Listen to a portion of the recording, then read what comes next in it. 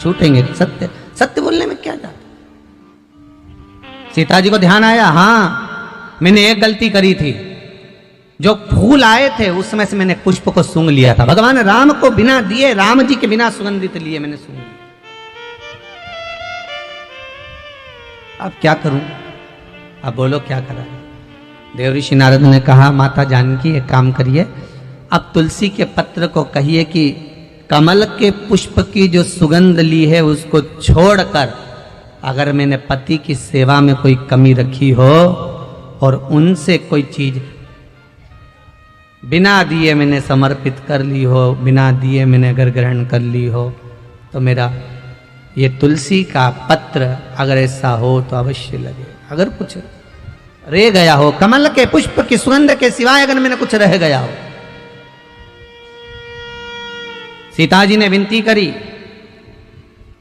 तुलसी का पत्ता उड़ा, उड़कर वापस पुनः उसी डाली में वापस लग गया, वापस लग गया। देवऋषि नारद से माता जानकी जी ने कहा, अब तो आप भोजन करेंगे ना मेरे हाथ का। सीता जी बोली, आप भोजन करोगे ना देवऋषि नारद। नारद जी बोले, हाँ अब मैं भोजन करूंगा, चलो मां चलते।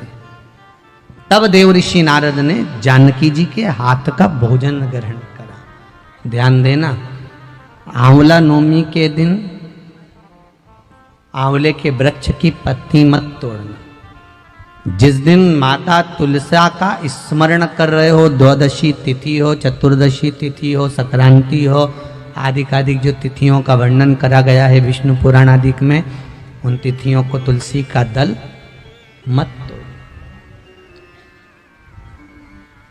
अब आप लोग कहोगे गुरुजी वैकुंठ चतुर्दशी आएगी, तो उस दिन तो आप बताते हो कि हरिहर मिलन होता है। रात्रि को 12 बजे से लेकर सुबह 4 बजे तक शंकर भगवान पर तुलसी चढ़ती है, वर्ष में एक बार।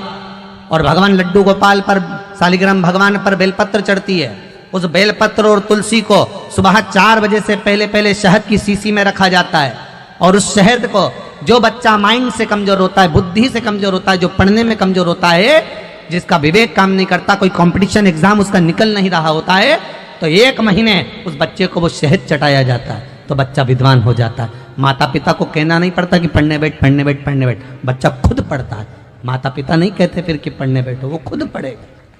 तो वैकुंठ चतुर्दशी के दिन आप कह रहे हो कि चतुर्दशी के दिन तुलसी नहीं तोड़ना चाहिए, द्वादशी के दिन तुलसी नहीं तोड़ना चाहिए, तब फिर वैकुंठ चतुर्दशी के दिन जो चढ़ाना है 1 दिन पहले आप उसको रख लो संजोकर।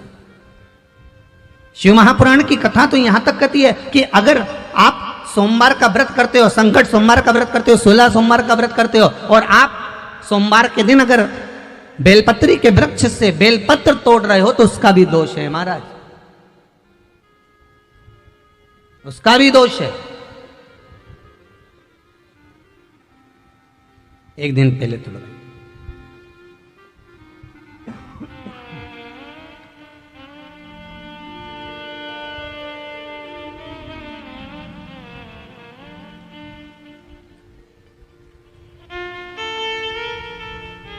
कई लोगों की तो आदत रहती है, आज सोमवार है आज ही पत्ती तोड़वाएंगे, उसका दोष लगता है। भगवान, कई लोग कहते हैं महाराज जी, एक माता जी ने लिखकर भेजा था, व्हाट्सएप पर भेजा हुआ था समिति के, कि गुरुदेव हम सारे उपाय करते हैं, इसके बाद भी हमको तकलीफ क्यों रहती है, कारण क्या है उसका? उसका कारण कोई दूसरा नहीं, देवताओं पर कभी दोष मत देना, कारण हमारा अपना होगा कि हम, हमारा कार्य क्यों नहीं हो रहा, उसका कारण हम खुद हो सकते, हम खुद हो सकते। भगवान क्यों नहीं मिलता, उसका कारण हमारा खुद का है। जैसे मान लो कोई तुमसे कहे कि भैया देखो ये सामान मिला ना, और ये सामान मिला कर ये औषधि तैयार करना, और औषधि में तुम ये नींबू निचोड़ लेना, और नींबू निचोड़ कर जब तुम खाओगे तो तुम्हें आराम लग जाएगा, जब तुम पाओगे तो तुम्हारा रोग, तुम्हारी बीमारी है वो समाप्त हो जाएगी। अब तुमने तो खाया, उसके बाद भी तुम्हारा रोग समाप्त नहीं हुआ, बीमारी समाप्त नहीं हुई, तो तुम क्या कहोगे? उसने तो गलत बता दिया, बोलोगे कि नहीं बोलोगे? तो वो पूछेगा क्यों, मैंने बताया था तुमको ये लेना ये लेना ये लेना, साथ में नींबू निचोड़ना, नींबू निचोड़ कर उसका रस उसमें मिलाकर खा लेना, उससे तुम ठीक हो जाओगे। फिर ठीक क्यों नहीं हुए, उसका कारण क्या था? तुमने तो गारंटी ली थी कि मैं ठीक हो जाऊंगा, फिर गारंटी में गया कहाँ? आखिर वो गारंटी गई कहाँ? जब सियोर वाला महाराज इतना छाती ठोक ठोक के कहे कि ये करो इसके करने से ये फल मिलेगा, ये करो इसके करने से ये फल मिलेगा, फिर हमारा काम क्यों नहीं हुआ? हमें दुख क्यों मिला? हमें तकलीफ क्यों मिली? उसका कारण समझ लेना। तुमने तो कहा था कि नींबू निचोड़ना, ये दवाई खा लेना, तो आखिर वो दवाई असर क्यों नहीं करी? तो उन्होंने पूछा बताओ क्या क्या करा? हमने ये लिया ये लिया ये लिया, उसके बाद हमने नींबू काटा, नींबू काट के हमने नींबू निचोड़ा, नींबू निचोड़ के हमने फिर खाया, पर हमारी बीमारी तो मिटी नहीं। ऐसी लेटेस्ट वीडियो देखने के लिए सब्सक्राइब करें हमारे चैनल शिव भक्ति को। हमने सबका सुना, फिर तू क्यों रह गया? तुझे दुख क्यों आ गया? तुझे तकलीफ क्यों आ गई?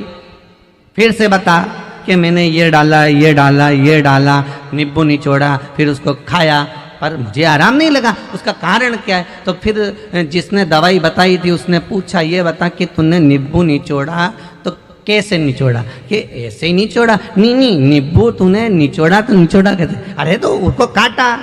अच्छा, तो काटा कैसे? कि लोहे के चक्कू से काटा।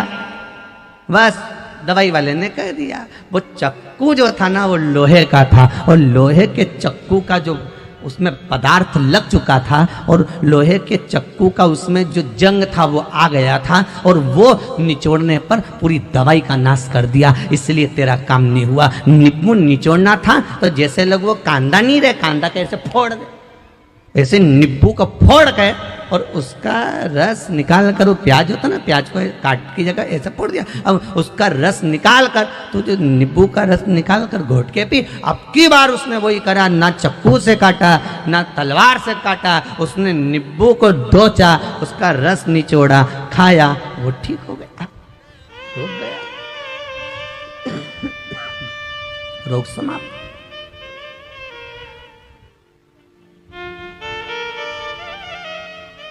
अब गलती इसमें बताने वाले की थी क्या? जम के तो बोलो, बोलो तो थी। गलती किसकी थी? अपनी। उसने कहा था नींबू निचोड़ना, इसने चक्कू से काटा।